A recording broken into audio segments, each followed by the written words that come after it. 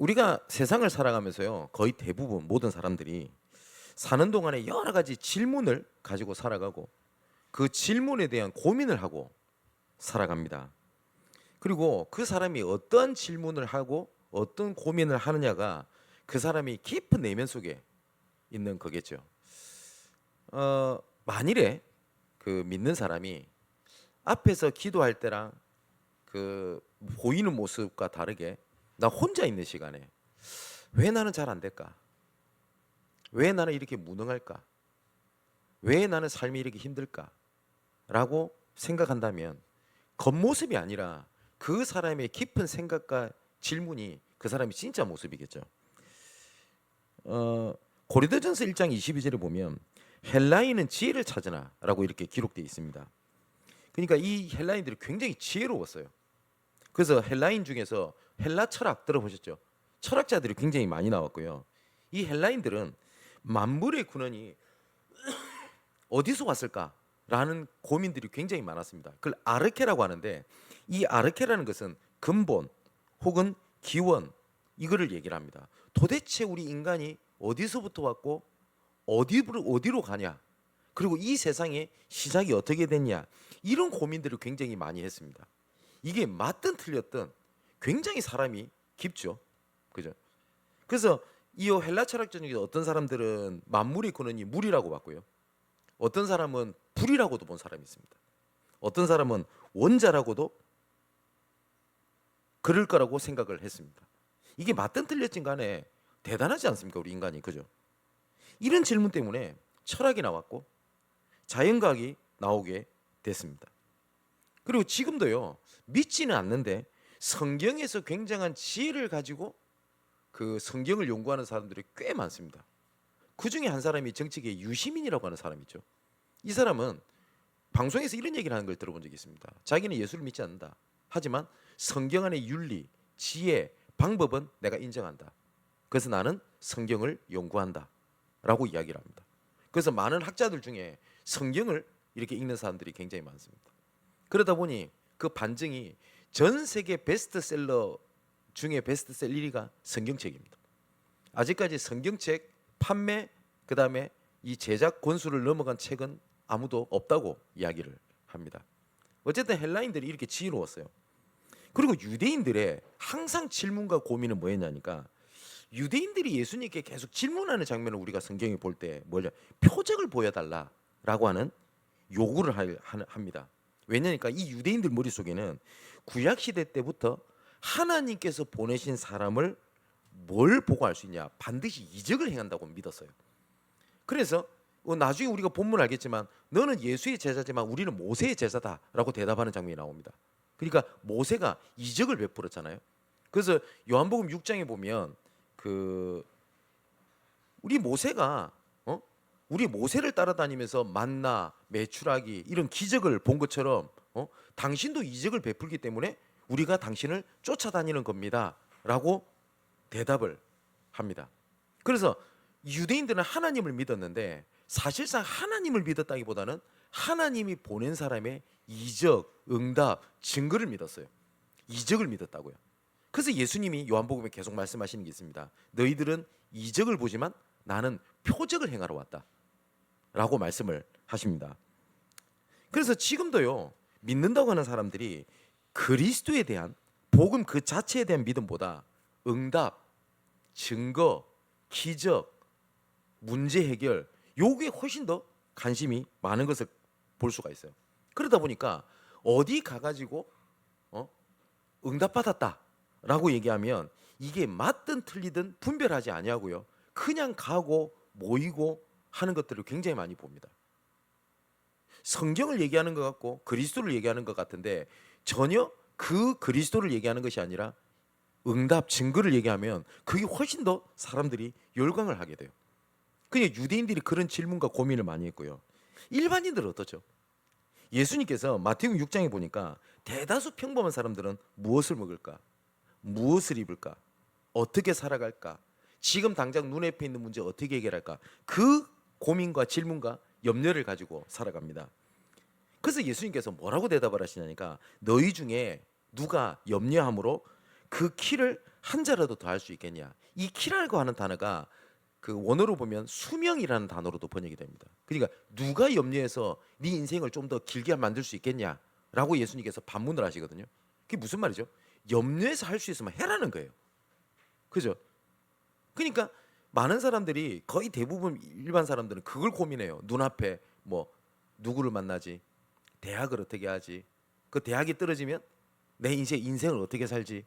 아니면 뭐 이 사람을 만나는 게 내한테 이득이냐 아니냐? 돈 어떻게 벌지? 요 눈앞에 가지고 이런 질문을 갖고 살아간다는 겁니다. 그러니까 이 세 가지 이런 유행들의 대부분 사람들의 질문과 고민은 대부분 내가 원하는 것을 이루는 것에 거의 맞춰져 있어요. 그죠? 그래서 사람들의 질문을 들어보면 그 사람에 대한 수준과 상태와 흐름을 진짜 알 수 있어요.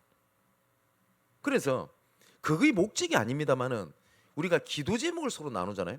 그럼 기도 제목을 들어보면 그 사람이 기도를 한다, 말씀을 붙잡고 있다라고 하는 거 금방 알 수 있어요.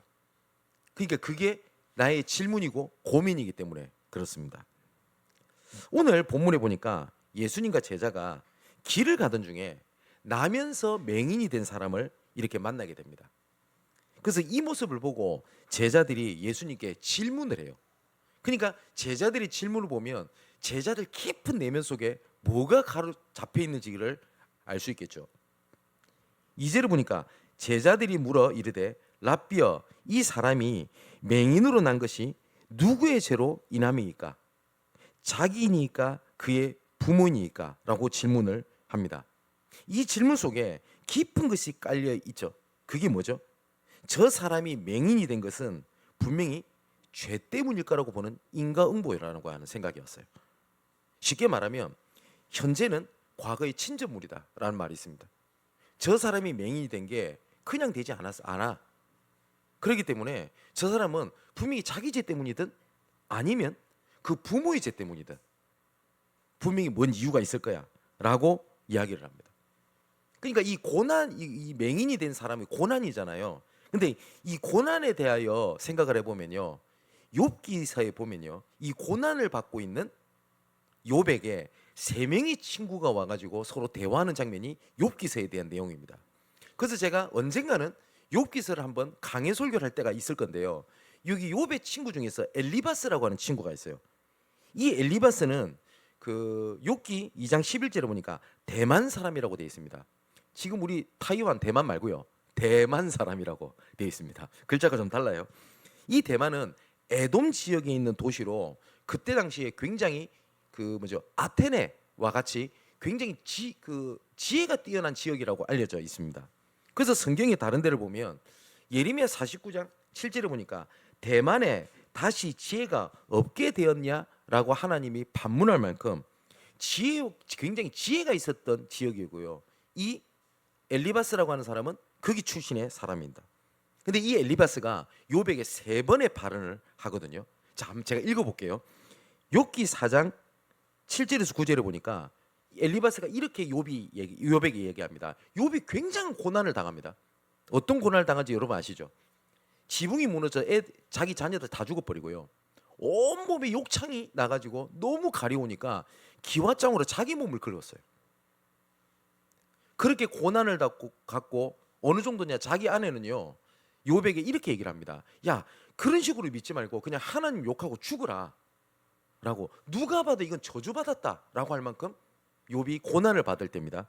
그때 뭐라고 얘기하냐, 생각하여 보라, 죄 없이 망한 자가 누구냐, 정직한 자의 끊어짐이 어디 있냐, 내가 보건대 악을 밭갈고 독을 뿌리는 자는 그대로 거두나니 다 하나님의 이 가운데 멸망하고 그의 콧김에 사라지느니라. 뭘 말하죠? 여기도 똑같이 인과응보를 얘기를 하죠. 네 고난은 죄 때문에 그런 거야 라고 얘기를 합니다. 또 한 번은 또 뭐라고 얘기를 하냐니까, 욥기 5장 17절 18절에 보니까 볼지어다 하나님께 징계받는 자에게는 복이 있나니 그런즉 너는 전능자의 징계를 업심여기지 말지니라, 이렇게 얘기를 합니다. 그러니까 이 엘리바스는요 욥의 고난을 무조건 뭘로 받냐, 너는 하나님의 징계, 하나님의 벌을 받은 거야 라고 단언을 합니다. 세 번째 어떤 발언을 하냐니까, 그러니까 이 엘리바스의 이 말에 욥이 반론을 하고 그 다음 말에 친구의 반론하는 장면이 욥기서입니다. 자, 세 번째 뭐라고 반론하냐니까 욥기 22장 5절에 보니까 네 죄악이 크지 아니하냐, 네 죄악이 끝이 없느니라. 욥을 이제 정죄를 합니다. 뭐냐? 너는 고난은 죄의 결과로 하나님께 벌을 받은 거야. 이렇게 단언을 합니다. 근데 이 엘리바스가 욥에 대해서 이렇게 평가한 것에 대하여 하나님의 하신 말씀이 나옵니다. 뭐라고 나오냐니까 욥기 42장 7절을 보니까 여호와께서 대만 사람 엘리바스에게 이르시되 내가 너와 내 두 친구에게 노하노니.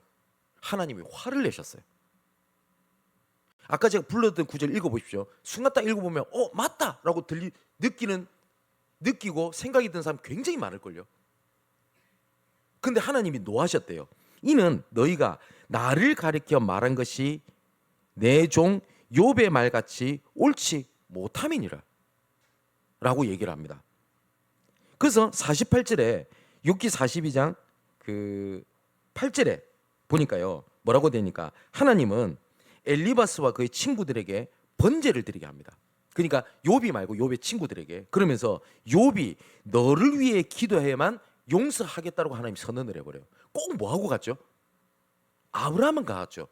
분명히 아브라함이 왕에게 실수하잖아요. 자기 아내 팔아먹잖아요.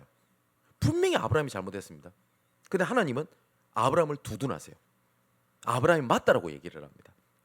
그러면서 그는 내 선지자니까 아브라함을 다시 불러서 기도할 때 너희 가문의 태의 문을 막은 그 재앙을 떠나가게 하겠다라고 말씀하셔서 그 왕이 다시 아브라함을 불러서 한탄을 하죠. 뭐라고 얘기를 하죠? 너가 아내라고 했다면 나는 너 아내를 난 데려오지 않았을 거야. 나를 위해서 기도해 달라 해서 아브라함이 기도하죠.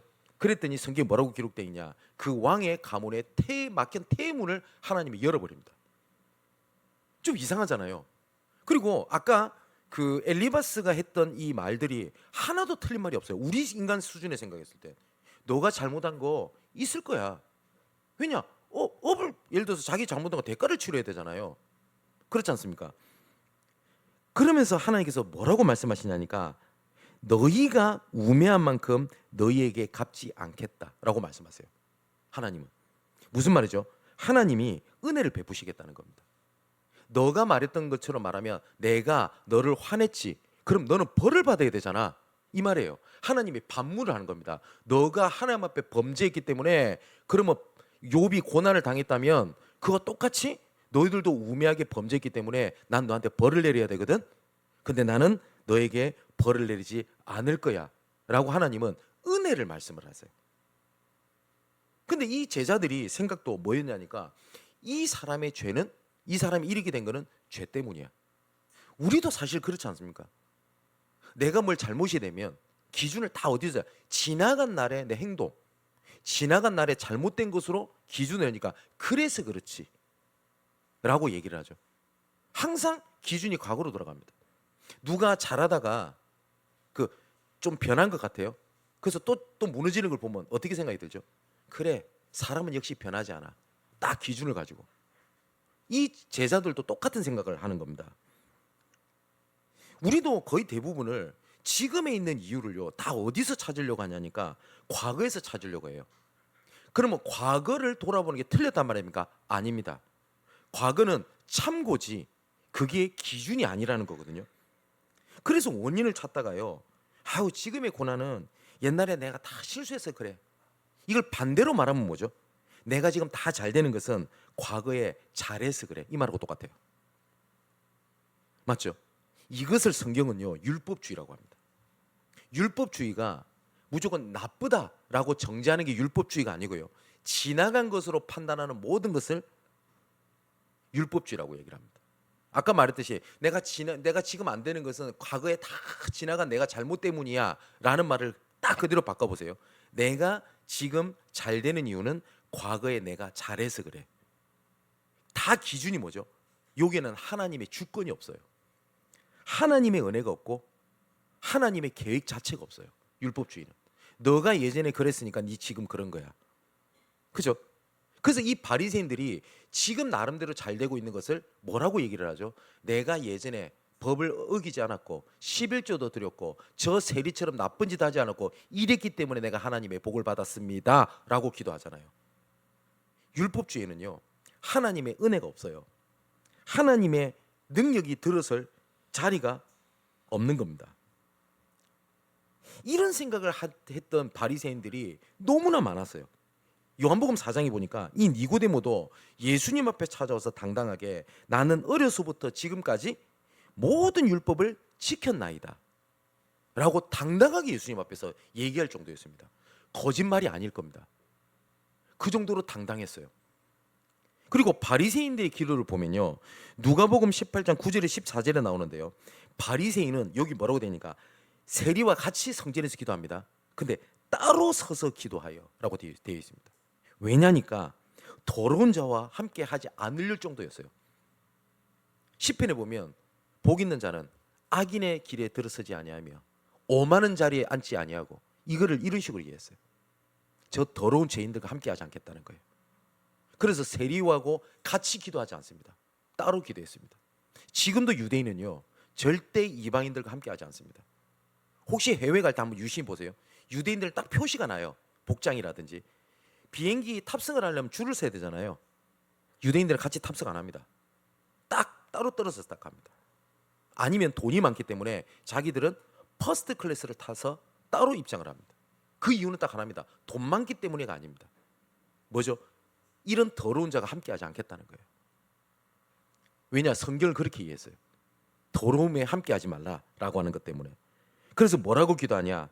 읽어볼게요. 하나님이여, 나는 다른 사람들 곧 토색, 불의, 간음을 하는 자들과 같이 아니하고 이 세리와도 같이 아니함을 감사하나이다. 나는 일회에 2번씩 금식하고 또 소득의 11조를 드리나이다. 이 세리가 감사한 이유가 뭐죠? 과거에 이렇게 잘해서 내가 복을 받았습니다 해요.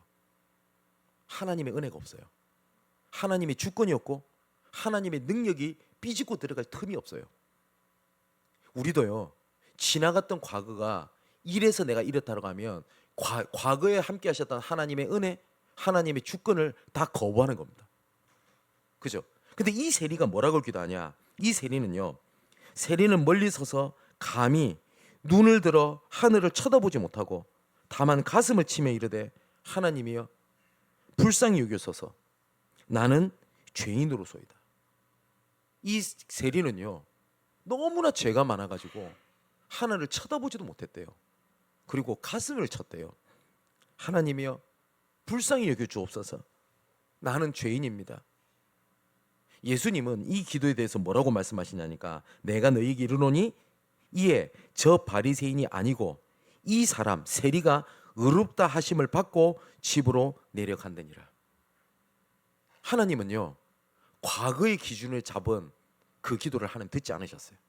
그리고 뭐라고 되어 있냐? 무릇 자기를 높이는 자는 낮아지고 자기를 낮추는 자는 높아지리라 하시니라. 이 말은 겸손을 말씀하신 게 아닙니다. 맞죠? 말씀의 문맥을 보세요. 세리가 겸손해서 응답받았습니까? 근데 우리는 이 문맥을 보고 겸손한 자를 하나님 응답하신다 이렇게 얘기를 합니다. 그 말이 아니잖아요. 그잖아요. 그래서 이 제자들이 하는 질문과 고민이 뭐였냐니까, 모든 것에서 판단의 기준이 과거에 가 있어요. 과거. 한 번은 제가 기복주의에 대하여 강조하는 교회의 구성원을 연구하고 분석한 내용의 논문으로 된 책을 한번 읽어본 적이 있습니다. 기복주의를 강조하는 교회 있죠. 이 다니는 사람들이 부자가 많을까요? 아니면 가난한 사람이 많을까요? 기복주의. 우리가 얼핏 생각할 때는 가난한 사람이 많을 것 같죠. 왜냐니까 복 받아야 되니까, 복 받고 싶으니까. 그런데 기복주의를 강조하는 교회의 특징은요, 부자들이 훨씬 더 많다라는 겁니다. 그 이유가 뭐냐? 부자가 더 부자가 되고 싶어서냐? 그게 아니라는 거예요. 뭐냐니까 예수 믿으면 복 받는다 라는 말에 부자들이 훨씬 더 좋아하고 자기가 부자 된 것을 정당화시키려고 하는 심리가 있다라는 거예요. 오히려 예수 믿으면 복 받는다라고 하면요, 가난한 사람들은 더 오지 못한대요. 왜냐? 나는 가난하니까 복을 받지 못한 거야 라기 때문에. 그래서 실제로 기복주의를 강조하면요, 부자들이 모인대요. 왜냐? 자기 정당성을 부여하기 때문에 그렇다는 겁니다. 안도를 한대요. 근데 다 어디에서 이런 얘기도 안 들어봤나요? 부자가 천국에 들어가기는 낙타가 바늘구멍 들어가기보다 어렵다. 그 성경에 나오는 말이거든요. 그 말은 부자는 천국 못 간다는 말이 아니에요. 그 말도. 근데 그렇게 되다 보니까 오히려 기복주를 간주하면 좀 뭐 복받은 사람들이 안도감을 가진대요. 아 그래, 난 복받은 거야. 여기에 예수님의 대답을 보십시오. 3절에 이렇게 되어 있습니다. 예수께서 대답하시되 이 사람이나 그 부모의 죄로 인한 것이 아니라 그에게서 하나님이 하시고자 하시는 일을 나타내고자 함이니라 라고 말씀하세요. 예수님께서는 하나님이 하신 일을 나타내신다는 겁니다. 그게 뭘까요? 예수님의 기준은 이 사람이 죄를 지었다 안 지었다가 아니었습니다. 그럼 생각해 봅시다. 맹인이 죄 안 지었을까요? 세상에 의인 없나니 하나도 없습니다. 그죠? 모든 사람이 죄를 범하였음에 하나님의 영광이 이르지 못하더니 분명히 맹인은 죄를 지었습니다. 그리고 분명히 맹인의 부모도 죄를 갖고 있는 게 맞습니다.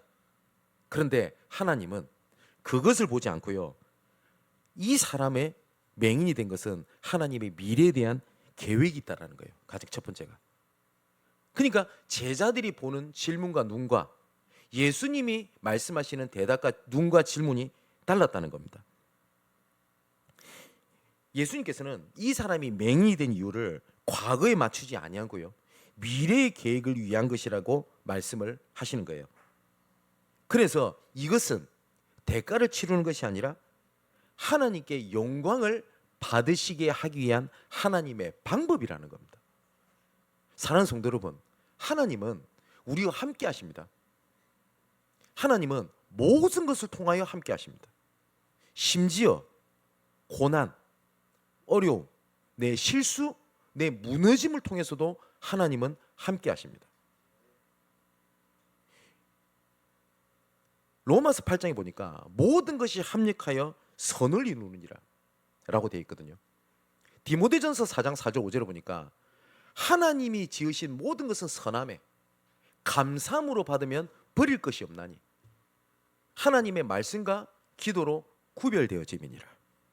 모든 하나님이 허락하신 것은 선하대요. 악한 것이 없대요. 근데 이것이 어떻게 구별되어 보이냐? 하나님의 말씀과 기도로 구별되는 겁니다. 자, 보세요. 근데 우리는 이걸 모르면요, 자꾸 탓을 해야 돼요. 전부 다 사단 탓을 해야 돼요. 아니면 내 과거 탓을 해야 되고 사람 탓을 해야 돼요. 환경 탓을 해야 돼요. 이것 때문에 거기에는 뭐가 없다고요? 하나님이 주권 자체가 없는 거예요. 요셉이 언약을 잡았습니다. 근데 그전에는 형이 죽이려고 안 했어요. 그냥 미워했지. 우리 그럴 때 있지 않습니까? 내가 오늘 예배 때 말씀 붙잡고 그래 갔더니 더 집이 난리라. 결박도 하고 언약도 붙잡았는데 똑같잖아요. 형들이 더 시기해서 죽이려고 합니다. 누가 그렇게 했죠? 하나님이. 맞죠? 물 웅덩이 빠뜨립니다, 형들이. 근데 성경에 뭐라고 돼 있냐? 때마침 물이 없었더라. 누가 그렇게 하셨죠? 하나님이. 영화 같죠? 갑자기 딱 이렇게 지나가는데 누가 지나갑니까? 노예상이 딱 지나가네. 누가 준비하신 거죠? 하나님이. 이 사람이 어디다 팝니까?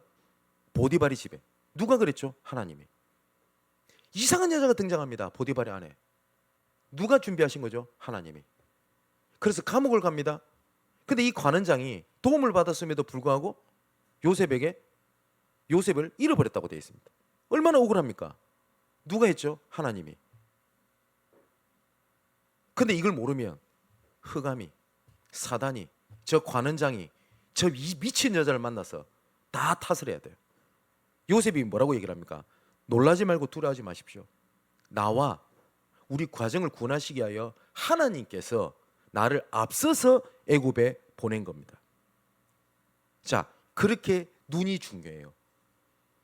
만일에 요셉이 이 미래에 대한 하나님의 계획에 대한 믿음이 없으면요, 총리가 된 게 훨씬 더 요셉에게는요 진짜 위험한 일이 될 수 있습니다. 형들 가만두겠어요? 형들을 만났는데 이제 위치가 바뀌었는데요, 반드시 복수할걸요. 지금 사실상 정치계에 그러고 있지 않습니까? 정권 바뀌면 그냥 두지 않잖아요. 똑같죠?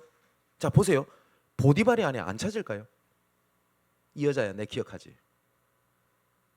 또 자기를 잃어버렸던 관원장 바로 총리가 되자마자 잘라야 될 거 아닙니까? 그죠?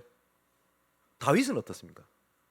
다윗이 성전을 건축할 수 있었던 바로 왕권 강화가 아니라 왕이 되자마자 성전 건축에 올인할 수 있었던 딱 한 가지였습니다. 뭐였죠? 하나님의 주권을 인정했어요. 이미 대세도 기울어졌습니다. 사울은 천천히요, 다윗은 만만이라. 이미 하나님이 왕이라고 세울 것을 알고 있었다니까요, 다윗은요. 근데 사울 왕을 죽이지 않습니다. 뭐라고 얘기합니까? 여호와께서 세우신 왕을 내 손으로 처단할 수 없다. 하나님의 시간표 때 주권을 기다렸습니다. 어느 정도죠? 사울 왕 측근들을 전부 다 용서를 다 해줍니다. 그리고 사울 왕의 가족들도 끝까지 보호해 줍니다. 왕이 되었을 때 이미 적이 없었어요, 다윗은. 그래서 왕이 되자마자 그토록 자기가 소원했고 사무엘을 통해서 봤던 그 성전 건축하는데 사무엘의 7장에 보니까 모든 것을 다 이끌어갑니다. 하나님의 계획이 그렇다라는 거예요. 예수님은 이 사람이 죄를 지어서 그래, 죄를 지었어요, 분명히. 제가 단언할 수 있습니다. 이 세상에 의인은 없기 때문에. 근데 눈이 그게 있지 않았다라는 겁니다. 그 하나님의 계획이 어디에 있냐? 하나님의 계획의 모양은 다 달라도요, 하나님의 계획의 목적은 하나로 연결됩니다. 그게 베드로전서 1장 9절에서 12절에 보니까 구원이라는 걸로 연결됩니다. 하나님께서는 어떤 사람은 고난 가운데 있다가 구원을 베푸시고요, 그죠? 고난을 통해서 구원을 이끄시고요, 우리의 믿는 자의 고난을 통하여 하나님께서는 구원 계획을 이루십니다. 그래서 하나님께서는 모든 것에 계획이 있다라고 이야기를 합니다. 근데 우리의 눈은 어디에 가 있냐? 너 예전에 그랬잖아, 이걸로 가 있어요. 제가 수요일도 그렇고 금요일 전도학교 때도 제가 간증을 했습니다만은 그 지난주까지 너무나 바쁜 일정이었습니다. 그래서 성남에 경기 동남노예라고 거기 노예 전도 캠프를 섬기고 이렇게 왔거든요. 거기 어떤 여학생을 제가 만났습니다. 근데 이 친구는 조선족이에요. 근데 사실상 이 조선족이 한국에 들어오면 그렇게 인정을 잘 못 받잖아요. 아직까지 그 조선족 이미지가 안 좋잖아요. 근데 이 친구가 검정고시 학원을 다니더라고요. 19살인데. 근데 분명히 검정고시 학원 다닌다는 것은 중국에서도 공부를 안 했다는 말이에요, 얘는요. 왜냐? 중국의 정상적인 문교부 인증 학교를 다니면 한국에서 인정을 해줍니다, 우리나라가. 근데 그랬다는 거예요. 그러니까 아빠는 노가다를 한다고 하고 엄마도 저 향신료 어디서 일을 하고 집에 혼자 있는 거예요. 근데 타지죠. 얼마나 외로웠을까요? 그러다 보니 이 친구 본인이 직접을 했던 얘기입니다. 담배도 피고. 그리고 19살인데 이 친구가 재밌는 얘기를 해요. 뭐 허세를 부리는지 모르겠는데 술이 맛있대요. 술도 먹고 친구랑 놀러 다니고 그런데요, 여러분 딱 들으면 어떤 생각이 들죠? 문제. 맞죠? 문제야. 치유받아야 되래. 도와줘야 되래. 이렇게 보죠. 근데 저는 이 친구가 캠프 때 반응을 하는 걸 보고 어떤 생각이 들었냐니까, 이 친구 문이겠다는 생각이 들었어요. 이 친구 문이겠다. 아니나 다를까 제가 간증드렸죠. 이 친구의 반응을 보고 담임 목사님이 이런 생각이 들었다는 겁니까?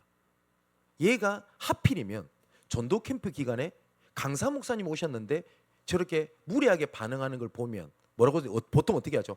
자중시켜, 엄마를 불러가지고. 어떻게 외부에 목사님 왔는데 저렇게 예의 없게 이렇게 보겠죠. 목사님 생각이 바뀌셨어요. 왜 하필 하나님이 얘를 이렇게 하게 하셨을까? 가만히 묵상하다 보니까 단 한 번도 얘 아버지한테 복음을 전한 적이 없더래요. 그래서 얘랑 얘 어머니를 부른 겁니다. 아빠를 만나겠다고. 그랬더니 단호하게 우리 아빠는 안 된다고. 우리 아빠는 절대 예수 믿을 사람 아니라고. 그랬더니 목사님이 알겠으니까 만나자고. 그래서 만나게 돼요. 그런데 얼마나 엄마 아빠를 잘 알겠습니까?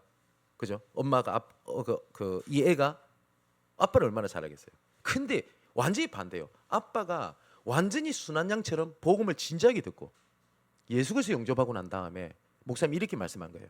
일주일에 한 번씩 내 당신을 찾아오겠다. 다락방 하자는 거죠. 그랬더니 아빠가 이렇게 대답하는 거예요. 목사님, 일주일에 한 번 찾아오지 말고 매일 저녁마다 오시면 안 되겠습니까? 얘가 거기에 충격을 받은 거예요. 그래서 이 친구가 캠프 끝나고 난 다음에 했던 얘기 간증이 저 진짜 제 가슴 속에 있어요. 목사님, 나를 처음으로 문제 가진 애가 아니라 전도의 문으로 봐준 사람이 목사님이 처음입니다. 여러분 어떤 생각이 드세요? 얘가 그 다음부터 문을 열기 시작해요. 여러분 문제라고 하는 단어에 죄라는 단어를 빼버리면 문입니다. 얘들 말씀을 듣고 하필이면 내가 오늘 본문을 준비하고 있었기 때문에 마음이 많이 슬펐어요. 그리고 너무 힘이 났어요. 저 하나님 앞에 회개 많이 했습니다. 왜냐? 저도 그렇게 볼 때가 있었거든요. 여러분 어떠세요? 제가 예전에 그랬어. 19살인데 그렇대. 근데 우리는 어느 누구도 하나님은 나는 얘를 향하여 하나님께서 하시고 나 일을 나타내고자 함이니라, 그 말보다 과거가 기준이 되어 있는 겁니다.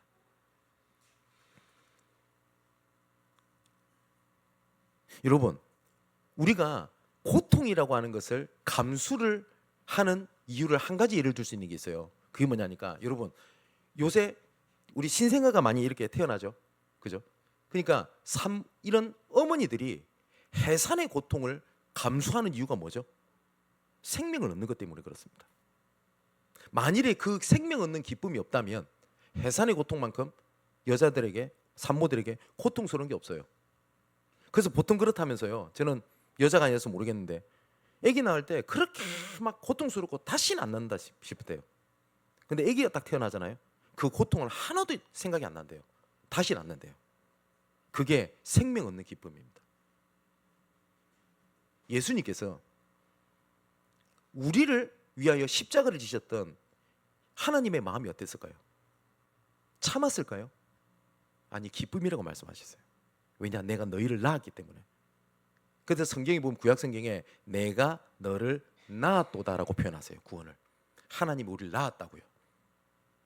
여러분, 나를 향한 구원을 이루시고 나를 통한 구원의 생명 얻는 기쁨을 얻게 되면 그 기쁨을 위하여 하나님께서 주셨던 여러 가지 고난 문제가요, 전혀 내한테 문제로 다가오지를 않습니다. 그래서 하나님께서 이 시간표에 대한 얘기를 하세요. 4절에 이렇게 되어 있습니다. 아직 낮임에 나를 보내신 이의 일을 우리가 하여 하리라. 밤이 오리니 그때는 아무도 일할 수 없느니라. 요 낮은 일할 수 있는 시간, 즉 기회의 때라는 거죠. 기회의 때가 있다. 무슨 말이죠? 하나님의 구원의 때, 구원의 계획을 이루는 시간표라는 거예요. 이때 하나님이 우리를 구원하시는 일을 우리가 해야 된다는 거예요. 예수님께서 사실 이 말씀 뭘 얘기하시죠? 구원의 때를 말씀하신 겁니다. 왜냐? 밤이 되면, 시간표가 지나면 할 수 없기 때문에, 그렇기 때문에 그래요. 그러면서 예수님께서 5절에 뭐라고 말씀하시냐? 내가 세상에 있는 동안에는 뭐요? 세상의 빛이라. 요한복음 8장 12절에는 나는 세상의 빛이니 나를 따르는 자는 어둠에 다니지 아니하고 생명의 빛을 얻으리라. 여러분, 빛이 비춰지게 되면 어둠에 보였던 사고, 생각, 판단, 틀, 이것이 다 바뀌어져 버립니다. 빛이 비춰지게 되면 지나갔던 과거의 암울함이 빛이 비춰지게 되니 지나갔던 것이 암울함이 아니라 하나님의 배경과 준비함이 있구나가 보이죠. 그럼 어떻게 돼요? 보는 눈과 생각이 바뀌어요. 깜깜해 어둠에 다닐 때는 당장 눈앞의 것이 무서운데 빛이 비춰지게 되면 하나님이 더 넓고 새로운 길을 준비하셨구나라는 사실을 알게 됩니다. 눈이 바뀌는 거예요. 19세기에 영국에 복음의 열풍이 막 붑니다. 그때 불렀을 때 사람들이에요, 사회 전반적으로 사람들의 생각이 다 바뀌어요. 그래서 여러분, 지금 우리가 교도소가 있죠. 여러분, 옛날엔 교도소 뭐라고 불렀는지 기억하십니까? 형무소라고 불렀죠. 형무소. 근데 실제로 영국에서도 형무소라고 불렀습니다. 근데 그때 당시에 엘리자베스 프라이라고 하는 사회 운동가가 크리스찬이거든요. 퀘이커 교도입니다. 이 사람이 형무소라는 이름을 교도소라고 이름을 바꾸는 운동을 펼칩니다. 형무소는 뭐죠? 지나갔던 일을 대가를 치르는 곳, 이런 뜻인데, 교도소는 이 사람을 바꿔서 미래를 바꾸는 곳으로 바꿉니다. 복음의 능력이 그런 겁니다. 그래서 성경은 기준은요, 과거에 있지 않아요. 요엘서 2장에도 보면 말세에 내가 내 남녀 여종들에게 내 아이 영을 물붓듯이 부어주리니 전부 다 미래를 얘기합니다. 젊은이는, 늙은이는 뭐요? 미래를 보고, 미래를 말하며 장래일을 보고 전부 다 미래를 얘기를 해요. 그런데 율법주의, 기복주의, 모든 복음이 아닌 다른 것은 전부 다 기준이 어디에 있냐? 과거에 있습니다. 과거에. 우리 가족 중에요, 안타까운 일이 있어요. 치유받아야 된대요. 지금 왜 네가 계속 이렇게 괴롭고 어렵냐? 과거에 울고 있는 네가 있어서 그래. 네가 인지하지 못하고 있는데 과거에 울고 있는 너가 있어. 여러분 그 책 읽어보지 않았었어요? 과거에 울고 있는 내가 있어요. 저는 단언할 수 있습니다. 그 책만큼 정말 쓰레기 같은 책 없어요. 기독교 서적에 나와 있어요. 하나님은 나는 너를 미래를 향한 계획을 갖고 있어. 그 책은 뭐냐? 네가 지금 안 되는 이유는 과거에 네가 울고 있어서 그래. 그래서 엄마가 여기에 빠졌어요.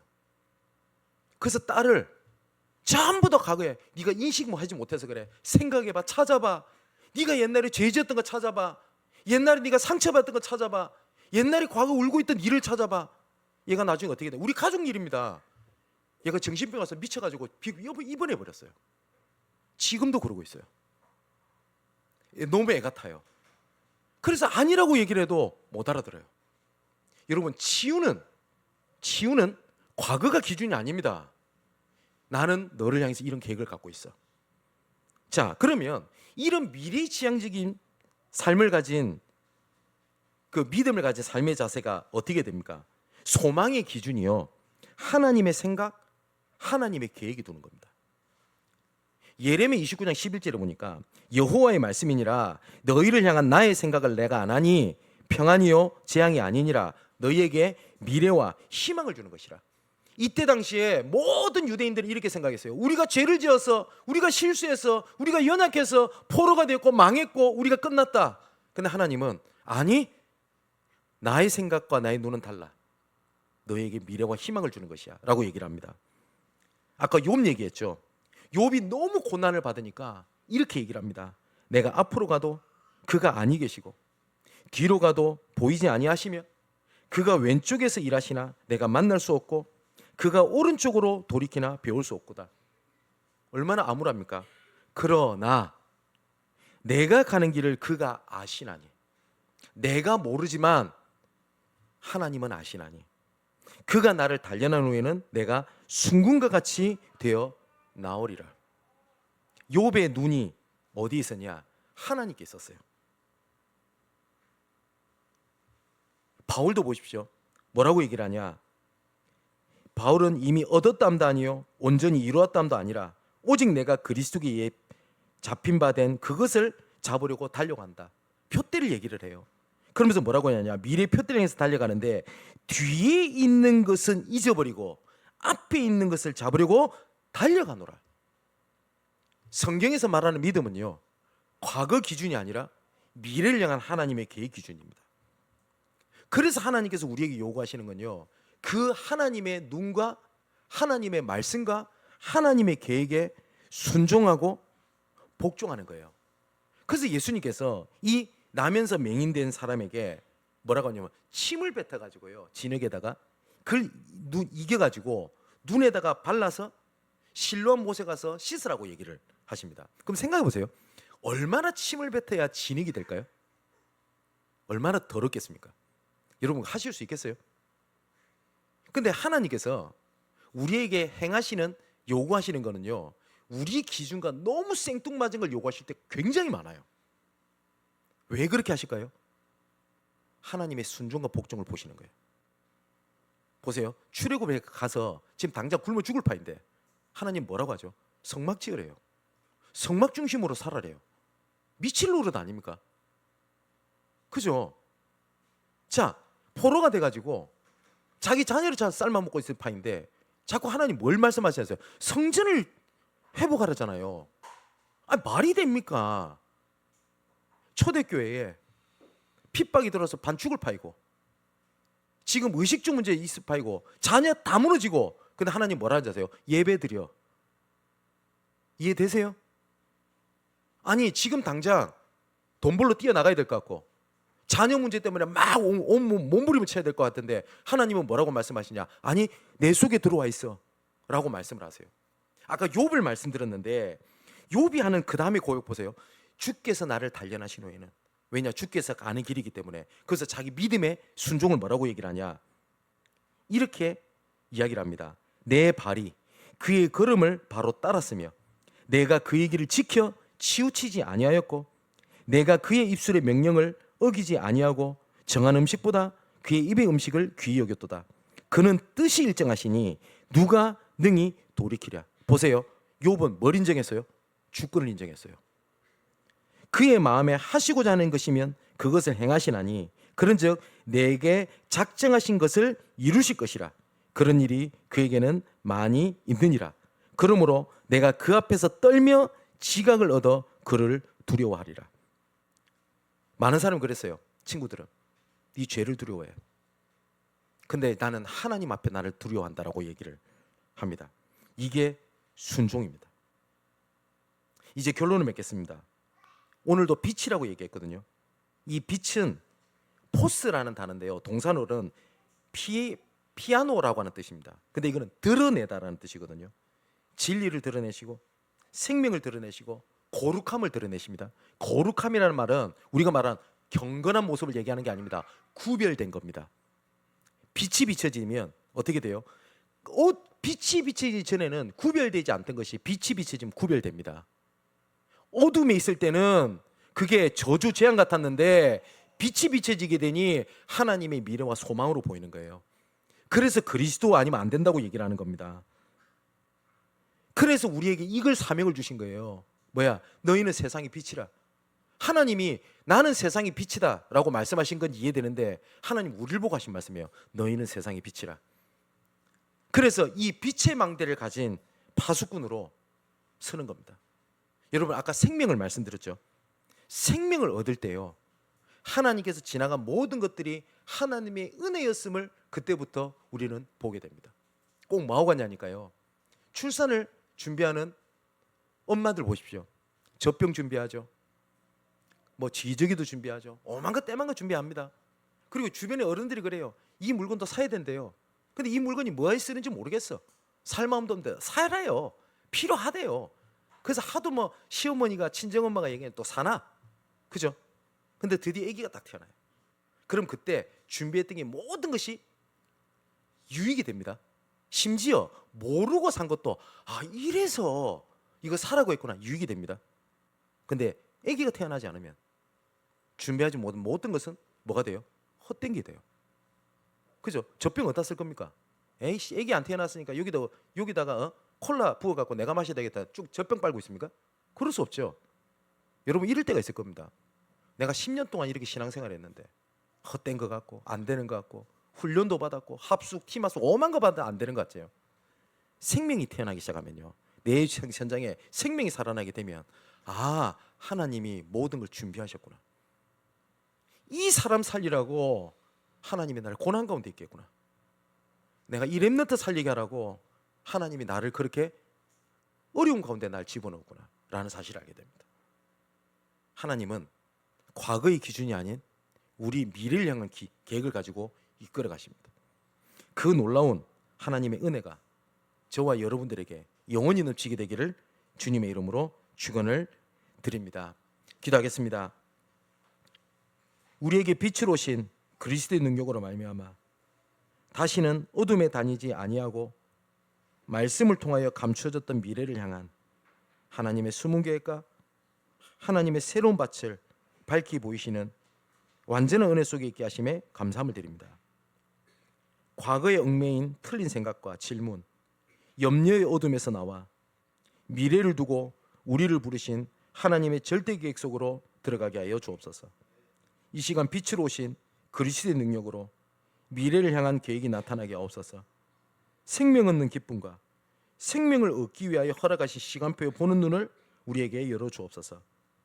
지금의 고난과 어려움이 이후에 나타내실 하나님의 계획하심이 소망이 되게 하사 뒤에 있는 것은 잊어버리고 앞에 있는 것을 향하여 달려가게 하여 주옵소서.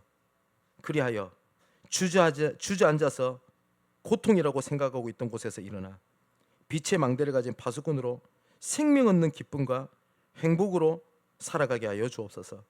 이 모든 말씀을 우리의 미래를 완벽하게 계획하시고 부르시고 이끄시는 예수 그리스도 이름으로 기도하옵나이다. 아멘.